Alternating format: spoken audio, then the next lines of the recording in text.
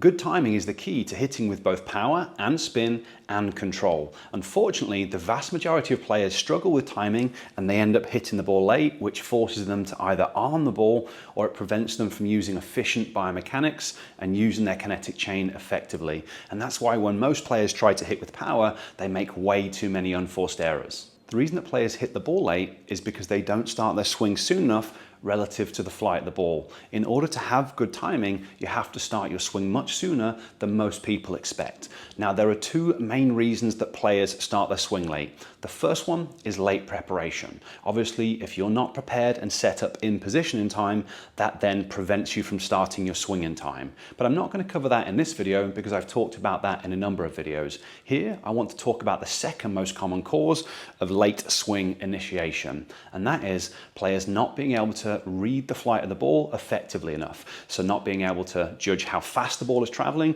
and how far it is away. Obviously, if you can't judge the ball on a precise enough manner, it's going to prevent you from starting your swing at the right time. So the question is, why can't players judge the ball accurately? And what this comes down to is it means that your visual system isn't working well enough. And this is why timing is especially problematic for older players, because as people get older, their visual system tends to deteriorate. The good news though is that vision doesn't have to deteriorate. Vision is controlled by your brain, and your brain is neuroplastic. What that means is your brain changes. So if you don't use your visual system properly because you spend a lot of time looking at screens and things like that, the visual system deteriorates. But it also goes the other way. If you perform training exercises targeted towards improving your visual system, you can both prevent it from deteriorating further and you can improve how it functions. And by improving how your visual system functions, you'll be able to read the flight of the ball more effectively, and that's going to then enable you to develop better timing. Now, there are lots of visual skills that are important in tennis, but something that's absolutely vital is good binocular or 3D vision. Binocular vision is how your brain processes and uses the images from both eyes together in order to judge distance and judge depth. It is possible to judge these things with one eye on its own, but it's just way less accurate. And obviously when we're playing tennis and trying to time the ball, we need really accurate precision. So it's important that your brain can use the images from both eyes together.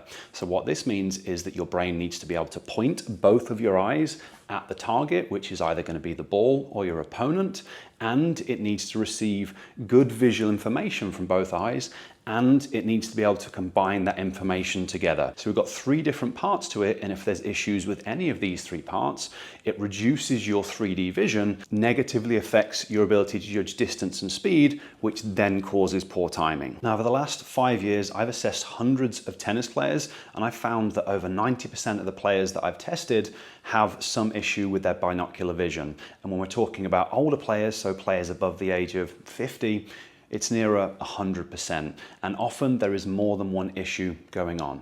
And one of my favorite assessments to do with tennis players uses a simple bit of equipment called a Brock string, which is just a string with beads on it.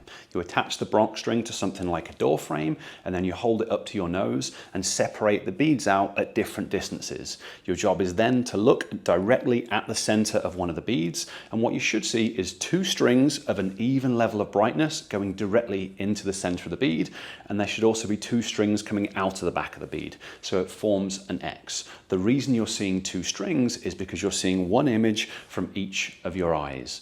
Now, there's something called visual suppression, which is when your brain isn't able to process one of the images. And if you're struggling with this, then you're only going to see one string. But I find complete visual suppression is less common in tennis players. Normally, there's a partial suppression. So what you'll find if you've got partial suppression is when you look at the bead, you'll see one string that's more clear and the other string will be faded. Now, it's possible to have the same string faded all the time, or some players have a situation where the brain can't decide which image to process, so one string will fade and then the other string will fade and disappear, and you'll see a variety of different things. But anything other than two strings evenly bright going in and out indicates an element of visual suppression, and it's going to be negatively affecting your timing.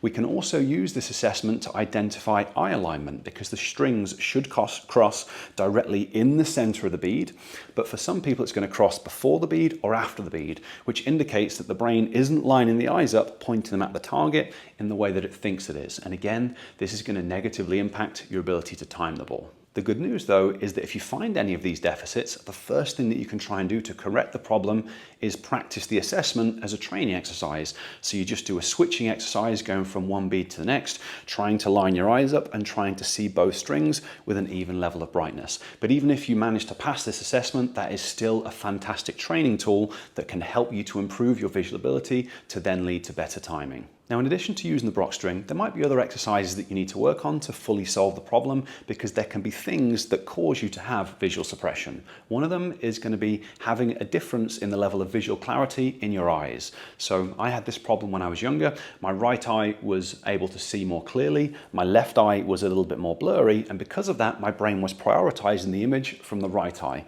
And this is a very common finding. The way I solved it was to do extra work with my left eye to improve the visual clarity.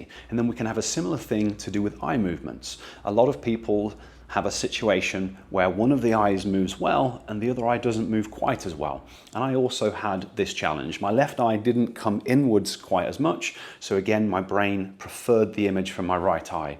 So in addition to improving the visual clarity in my left eye, I also had to work on improving the quality of the eye movements. And by improving both of those things and doing Brock string exercises, I was able to break my visual suppression, which then enabled me to massively improve my timing. So if you're struggling with hitting the ball late, I highly recommend doing the Brock string assessment and then working on the Brock string switching exercise on a regular basis. But if you'd like to learn more about using brain-based training to improve your performance, I've got a class that teaches you all about it. I'll place a link to that down in the description. It also tells you about my coaching program and how I work with players if you're interested in potentially working together. Okay, I hope you've enjoyed the video. If you did, give me a thumbs up. If you haven't subscribed to my channel, it really helps me out if you could do that as well. And if you have any questions, how to apply any of this information, leave them down in the comment section and I try and respond as quickly as I can. Okay, thanks for watching and I'll catch you next time.